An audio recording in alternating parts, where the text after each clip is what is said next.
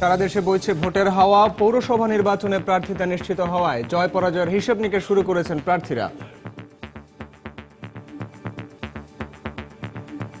যদি সুস্থ নিরপেক্ষ নির্বাচন হয় ইনশাল্লাহ আমরা জিতব। দলীয়ভাবে আমার সাথে কারো সম্পর্ক নয়, আমার সম্পর্ক সাধারণ মানুষের সাথে। ৯ ডিসেম্বর থেকে প্রচারণা চালাতে বাধা থাকবে না, পর্যবেক্ষণ করা হবে আচরণ। কিভাবে করবে সেটা তারা নিজেরা স্ট্র্যাটেজি ঠিক করে নেবে। নির্বাচনে যেন কোনো আমাদের বিধি ভঙ্গ না হয়, আচরণ বিধি ভঙ্গ না হয়, মূলত আমরা এটাই দেখব। বিএনপি মনোনীত প্রার্থীদের পক্ষে গণসংযোগে নামতে যাচ্ছেন Begum Zia. Level playing field নিয়ে শঙ্কায় আওয়ামী লীগ। সবাই আশা করছে তৃণমূল পর্যায় থেকে যে নেত্রী বিভিন্ন জেলায় কয়েকটি জায়গায় প্রতীকী হিসাবে উনি যাবেন। উনি একজন মন্ত্রীর মর্যাদা নিয়েই কিন্তু মাঠে উনি যাবেন। তো সেই ক্ষেত্রে নির্বাচনের যে লেভেল প্লেইং ফিল্ড বলে যে দাবি করে সবাই, সেটা কিন্তু থাকবে না। দেখছিলেন প্রধান শিরোনাম। সন্ধ্যার সময়ের সঙ্গে আছে আমি সাইফুল রুদ্র এবং আমি সৌমিত্র শুভ্র। এবার অন্যান্য শীর্ষ সংবাদ। পৌর নির্বাচন সুষ্ঠু ও নিরপেক্ষ হওয়া নিয়ে জনগণের মনে সন্দেহ, ইতোমধ্যে প্রমাণও মিলেছে বললেন প্রধানমন্ত্রীর বিশেষ দূত জাপা চেয়ারম্যান এরশাদ। ভয়ভীতি দেখানো হচ্ছে, কিন্তু এইভাবে নির্বাচন করা অত্যন্ত কঠিন।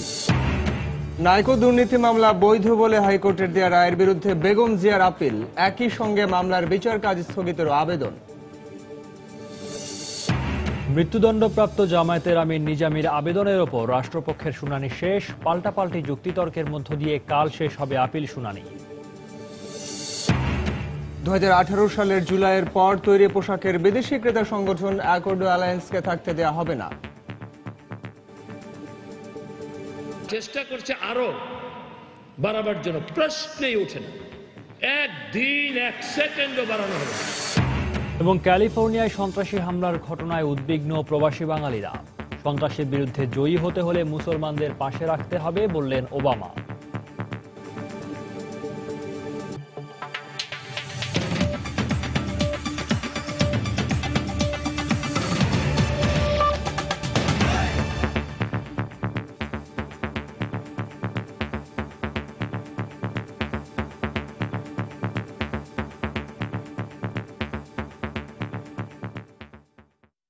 পৌরসভা নির্বাচনকে কেন্দ্র করে সারা দেশে জমে উঠেছে নির্বাচনী আলাপ আলোচনা। এরই মধ্যে বৈধতা নিশ্চিত হওয়ায় জয় পরাজয়ের হিসেব করতে শুরু করেছেন প্রার্থীরা।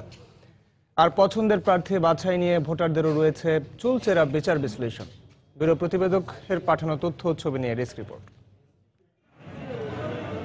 প্রার্থিতা নিশ্চিত হবার পর থেকে চট্টগ্রামের 10টি পৌরসভায় জমে উঠেছে নির্বাচনী পরিবেশ। এখানে 46 জন মেয়র প্রার্থী এবং 557 জন কাউন্সিলর প্রার্থীর মনোনয়নপত্র বৈধ ঘোষণা করা হয়েছে। এরপর থেকেই চলছে ঘরোয়া বৈঠক। ভোটারদের সঙ্গে কুশল বিনিময়ের মধ্য দিয়ে জনসংযোগ চালাচ্ছেন অনেকে। জয়ের ব্যাপারে আমি 100% আশাবাদী। যদি সুস্থ নিরপেক্ষ নির্বাচন হয় ইনশাল্লাহ আমরা জিতব। দলীয়ভাবে আমার সাথে কারো সম্পর্ক নয়, আমার সম্পর্ক সাধারণ মানুষের সাথে এবং সবার সাথে সমতালে আমার সম্পর্ক। প্রত্যেক দলের সাথে আমার সুসম্পর্ক।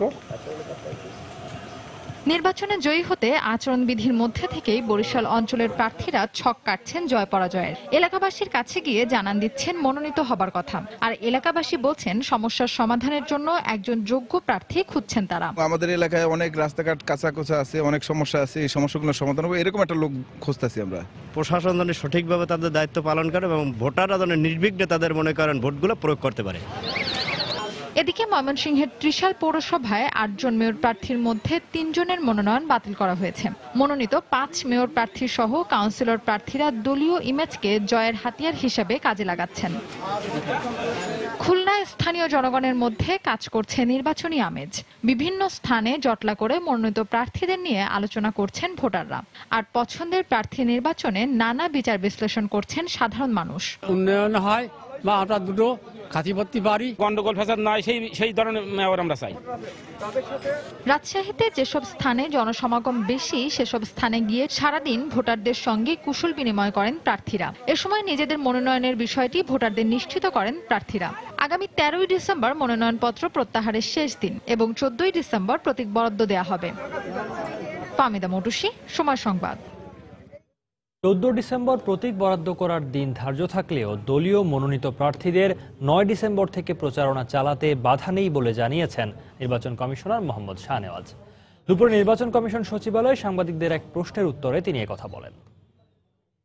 9 তারিখ থেকে প্রচারণা আরম্ভ হবে, কে কিভাবে করবে সেটা তারা নিজেরা স্ট্র্যাটেজি ঠিক করে নেবে। তা আমাদের কথা হবে নির্বাচনে সুষ্ঠুভাবে করবে এবং নির্বাচনের যেন কোনো আমাদের বিধি ভঙ্গ না হয়, আচরণ বিধি ভঙ্গ নয়, মূলত আমরা এটাই দেখব। যে ব্যক্তিটা স্বতন্ত্র দাঁড়িয়ে আছেন তার পরিচিতিটাই মূলত কাজে লাগবে। প্রতীক বললে একটু বাড়তি সুবিধা হয়, কয়দিনের জন্য একটু কমে যাবে, এটা বিরাট কোনো ক্ষতি হবে বলে আমি মনে করি না। এদিকে হাইকোর্ট মানিকগঞ্জের সিংগাইর পৌরসভা নির্বাচন স্থগিত করলেও সেই আদেশের উপর স্থগিতাদেশ দিয়েছেন সুপ্রিম কোর্ট। পৌর নির্বাচনে বিএনপি মনোনীত প্রার্থীদের পক্ষে গণসংযোগে নামতে যাচ্ছেন দলটির চেয়ারপারসন বেগম খালেদা জিয়া। তিনি বেশ কয়েকটি জেলা সফর করবেন বলে জানিয়েছেন দলের শীর্ষ নেতারা।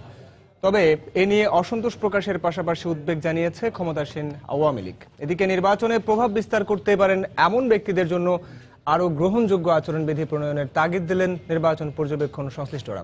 বিস্তারিত সালাউদ্দিন সুমনের রিপোর্টে। পৌরসভা নির্বাচনের প্রচারণায় সংসদ সদস্যদের অংশগ্রহণের সুযোগ দেওয়ার জন্য আওয়ামী লীগের পক্ষ থেকে দাবি জানানো হলেও তা প্রত্যাখ্যান করে নির্বাচন কমিশন। এ ঘটনার পর সংসদের বাইরে থাকা রাজনৈতিক দল বিএনপির চেয়ারপারসন বেগম খালেদা জিয়ার ক্ষেত্রে এ সংক্রান্ত বিদ্যমান আচরণবিধিতে কোনো পরিবর্তন আসে কিনা এ নিয়ে শুরু হয় জল্পনা কল্পনা।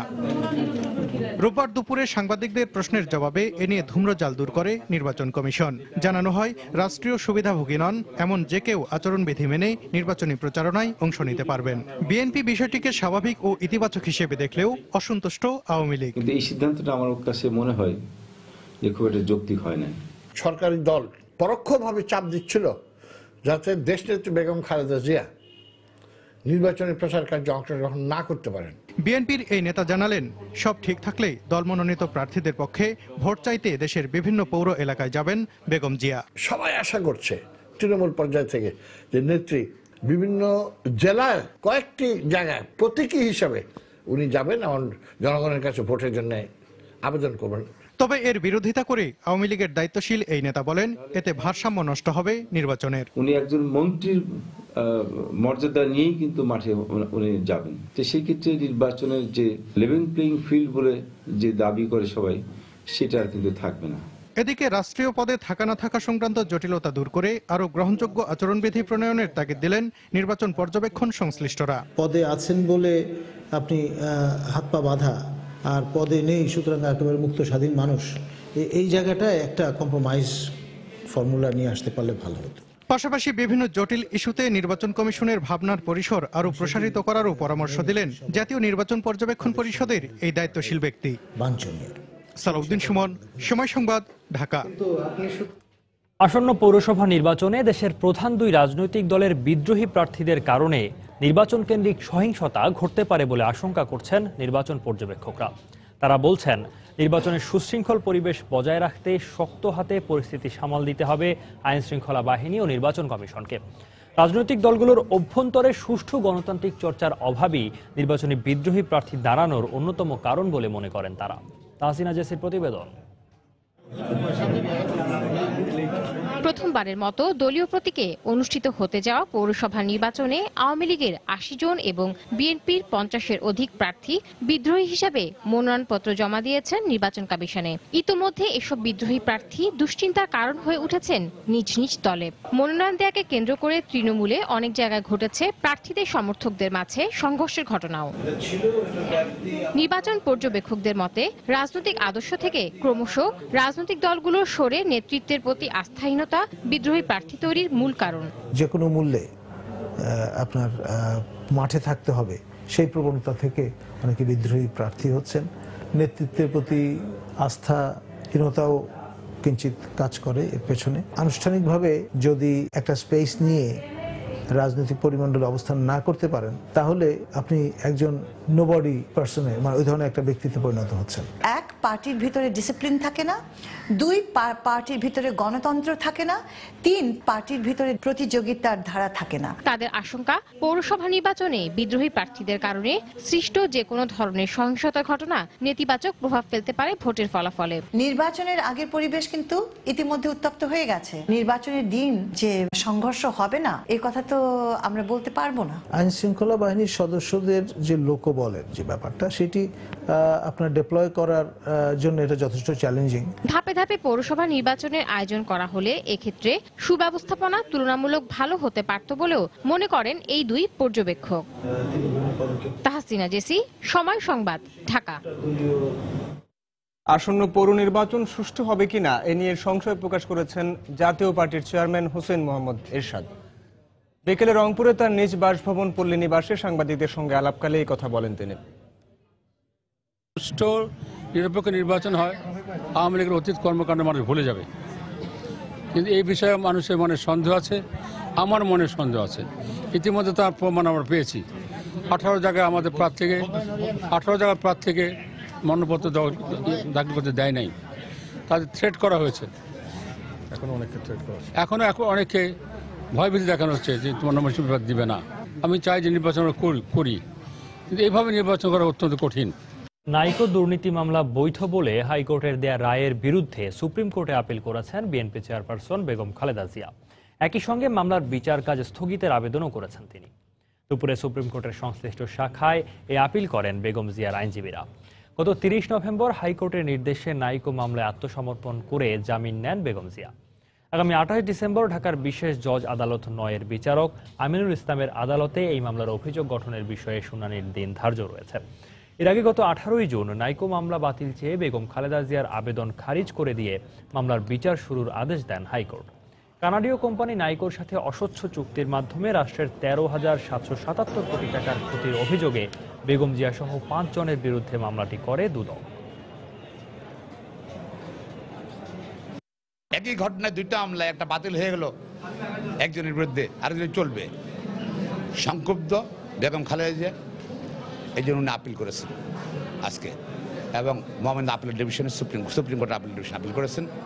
এটা যথানিয়মে শুনানি হবে। মানবতা বিরোধী অপরাধে মৃত্যুদণ্ডপ্রাপ্ত জামায়াত নেতা মতিউর রহমান নিজামের আপিলে রাষ্ট্রপক্ষের যুক্তিতর্ক উপস্থাপন শেষ। আগামীকাল উভয় পক্ষের পাল্টাপাল্টি যুক্তি খণ্ডনের মধ্য দিয়ে নিজামের আপিল শুনানি শেষ হবে।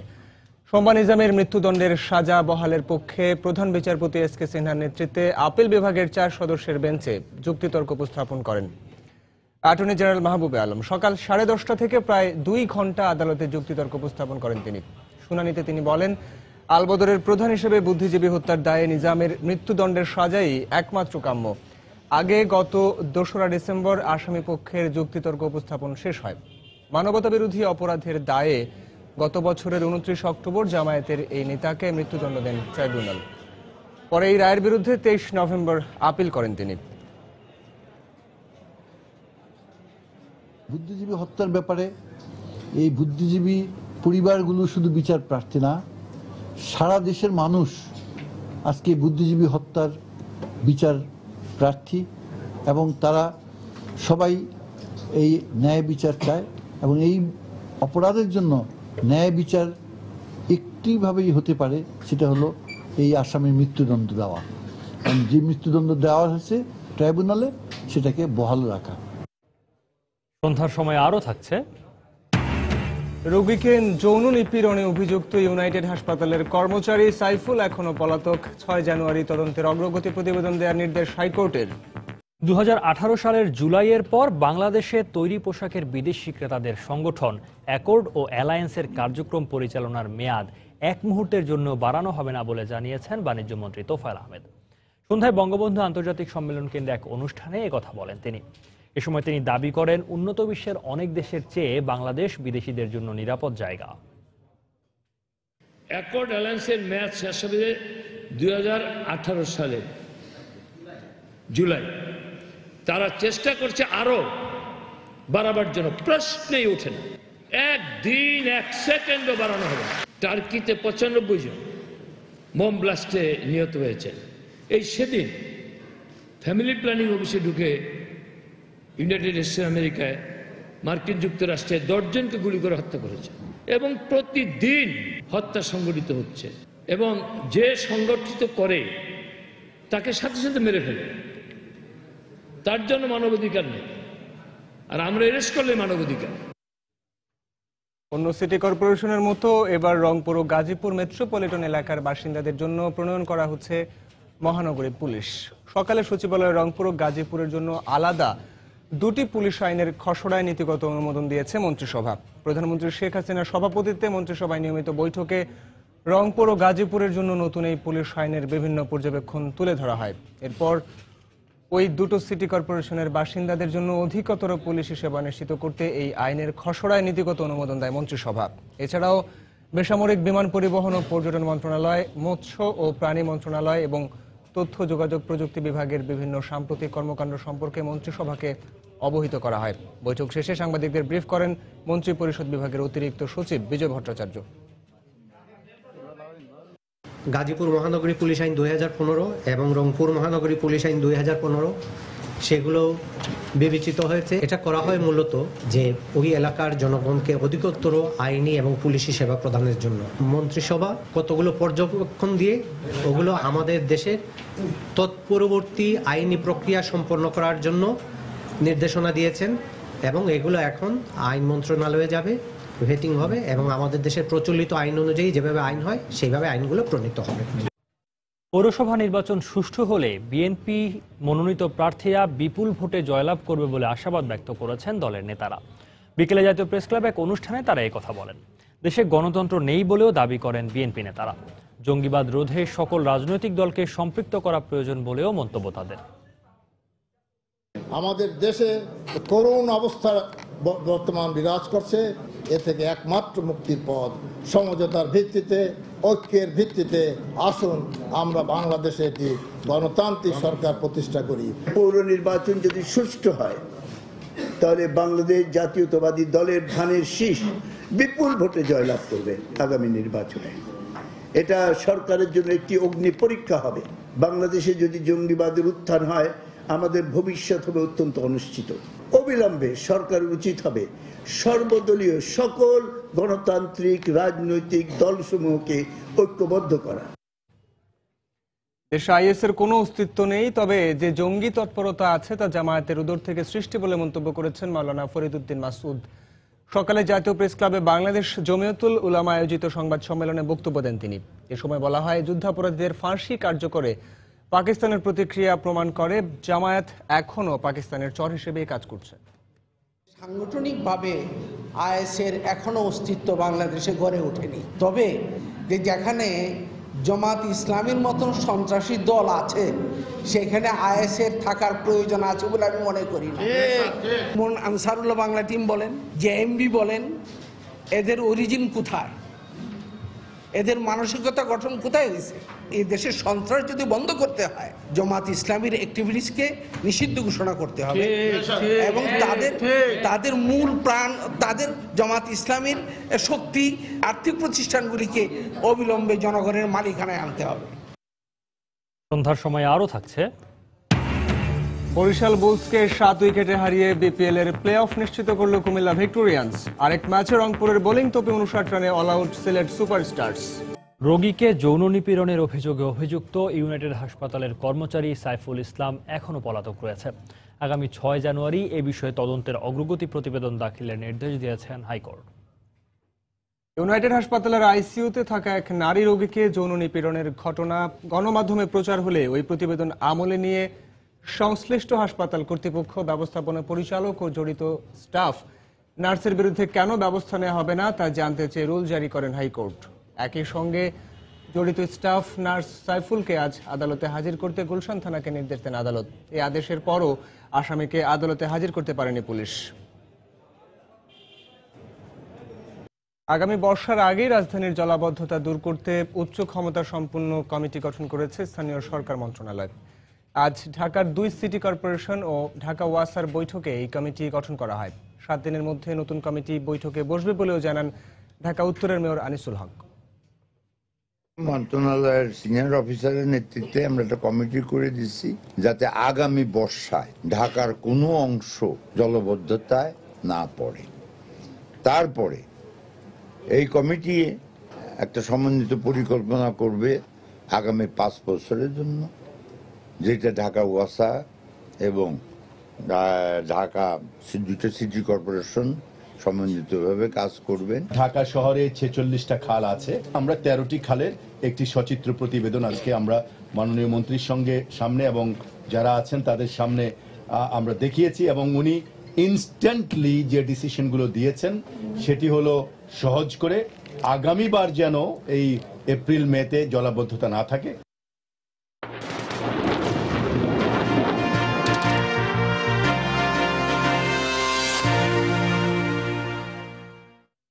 ধ্বংসপ্রাপ্ত অর্থনীতি নিয়ে পথ চলা শুরু হলেও বর্তমানে দেশের ব্যাংকিং ব্যবস্থা একটি শক্তিশালী ভিতের ওপর দাঁড়াতে সক্ষম হয়েছে বলে মনে করে কেন্দ্রীয় ব্যাংক।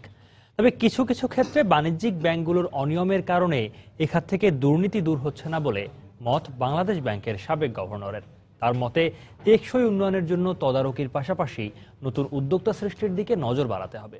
স্বাধীনতার ৪৪ বছরে দেশের ব্যাংকিং খাত নিয়ে ইমতিয়াজ আহমেদের প্রতিবেদন। স্বাধীনতার পর দেশের ব্যাংকিং ব্যবস্থা বলতে বোঝানো হতো ৬টি রাষ্ট্রায়ত্ত বাণিজ্যিক ব্যাংক এবং ৩টি বিশেষায়িত ব্যাংকের কার্যক্রমকে। আমানত ছিল ৫২৪ কোটি টাকার মতো।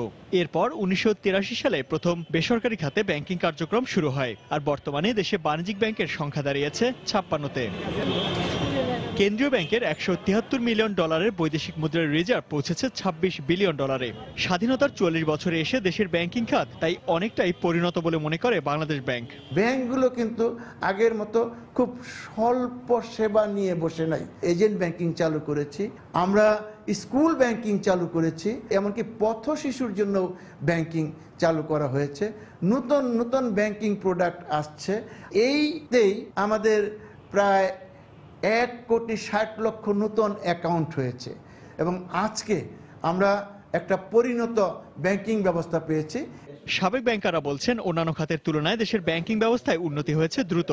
তবে নতুন উদ্যোক্তা সৃষ্টি সহ বিভিন্ন খাতে ঋণ দেওয়ার পর সে বিষয়ে তদারকির ক্ষেত্রে ব্যাংকগুলোর আন্তরিকতার অভাব রয়েছে বলে মনে করেন তারা।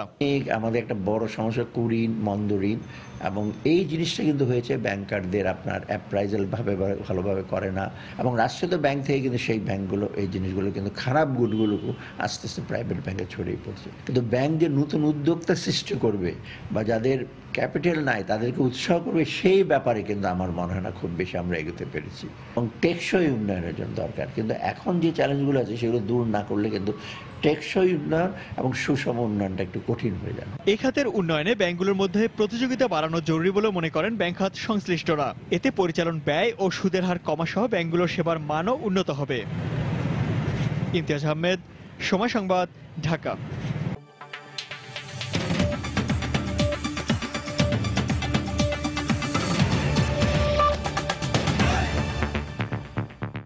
যুক্তরাষ্ট্রের ক্যালিফোর্নিয়ায় সন্ত্রাসী হামলার ঘটনায় উদ্বেগে দিন কাটাচ্ছেন প্রবাসী বাঙালিরা।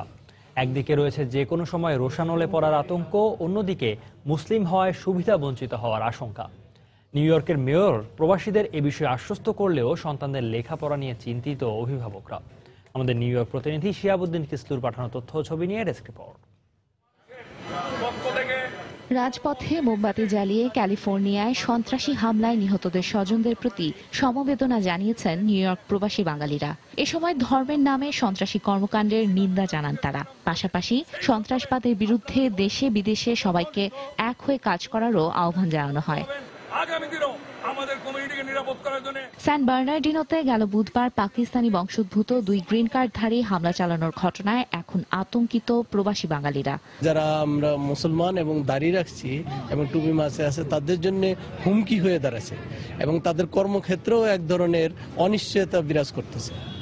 ভবিষ্যতে আমরা আরো দুশ্চিন্তিত যে ইন ফিউচার আমাদের কি অবস্থা যে দাঁড়াবে। ইসলামের নামে প্রবাসীদের এমন সন্ত্রাসী কর্মকাণ্ডে জড়িয়ে পড়ার ঘটনা প্রবাসী মুসলমানদের কর্মসংস্থানের ক্ষেত্রে নেতিবাচক প্রভাব ফেলতে পারে বলেও আশঙ্কা তাদের। রাস্তাঘাটে অনেক সময় অনেক মুসলিম বিদ্বেষী থাকতে পারে, বা অনেকে একটা আক্রোশের মুখোমুখি হয়ে অনেকে আক্রমণ করতে পারে আমাদেরকে, সেক্ষেত্রে আমরা নিঃসন্দেহে খুব চিন্তিত।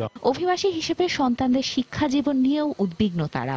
বাচ্চাদের নিয়ে অবশ্যই এখানে অরিড আছে, এরকম ঘটনা যদি হতে থাকে তো মুসলমানদের অস্তিত্বই নষ্ট হয়ে যাবে একসময়। এর আগে প্রবাসীরা জ্যাকসন হাইটসে স্যান বার্নার্ডিনো হামলার নিন্দা জানাতে এক সমাবেশের আয়োজন করে। সময় সংবাদ, নিউ ইয়র্ক।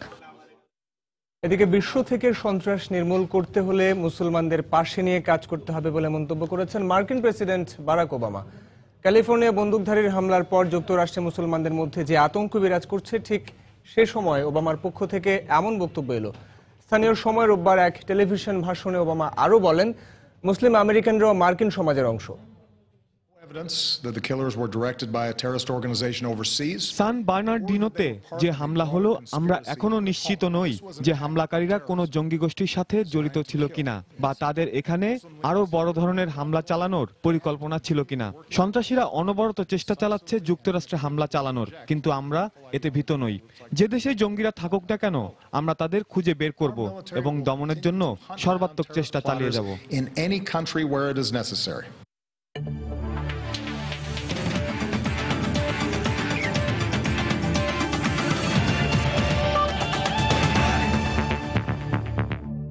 বিপিএল এর খবর। রংপুর রাইডার্সের বোলারদের সামনে অসহায় আত্মসমর্পণ করল সিলেট সুপারস্টারসের ব্যাটসম্যানরা। মিরপুরে টস হেরে ব্যাট করতে নেমে সাকিব, সানি, নবীদের দুর্দান্ত বোলিংয়ে বিপিএল এর ইতিহাসে দ্বিতীয় সর্বনিম্ন দলীয় স্কোর 59 রানে অল আউট হয় সিলেট। জয়ে ব্যাট করতে নেমে শেষ খবর পাওয়া পর্যন্ত ব্যাট করতে নেমেছে, কিন্তু এখন পর্যন্ত কোনো রান সংগ্রহ করতে পারেনি রংপুর রাইডার্স। আগের ম্যাচে বরিশালকে বিপিএল এর সর্বনিম্ন দলীয় স্কোরে লজ্জা দিয়েছিল সিলেট। পাশাপাশি দাপটে জয়ে প্লে অফে খেলার স্বপ্ন বাঁচিয়ে রেখেছিল শহীদ আফ্রিদির দল, কিন্তু এদিন শুরু থেকেই ব্যাকফুটে সুপারস্টারস। ইনিংসের প্রথম ওভারেই মুনাবিরাকে ফিরিয়ে দেন আরাফাত সানি। এরপর সিলেটের ব্যাটসম্যানদের উইকেট বিলিয়ে দেওয়ার মিছিলে যোগ দেন তার সতীর্থরা। একে একে ফিরে যান মুশফিক, সাকিব, বোপারা, মিলন। কেউই 2 অঙ্কের স্কোর স্পর্শ করতে পারেননি। তবে শেষ দিকে সোহাইল তানভীরের 20 রানে বিপিএল এর সর্বনিম্ন দলীয় স্কোরের লজ্জা এড়ায় সিলেট। রংপুরের হয়ে সানি 4টি, নবী 3টি ও সাকিব 2টি উইকেট নেন। বিপিএল এর খবর। আহমেদ শেহজাদের অপরাজিত 76 রানের সুবাদে বড় জয় পেয়েছে কুমিল্লা ভিক্টোরিয়ান্স।